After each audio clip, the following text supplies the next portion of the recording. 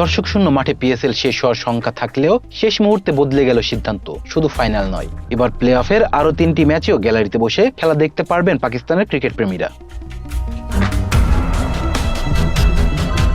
মঙ্গলবার থেকে শুরু হয়েছে পিএসএল এর প্লে অফ পর্ব। নতুন সিদ্ধান্ত অনুযায়ী কোয়ালিফায়ার ও 2 এলিমিনেটর ম্যাচে দর্শক প্রবেশের অনুমতি দেওয়া হয়েছে। ফলে ফাইনাল সহ মোট 4টি ম্যাচে থাকবে দর্শকের উপস্থিতি।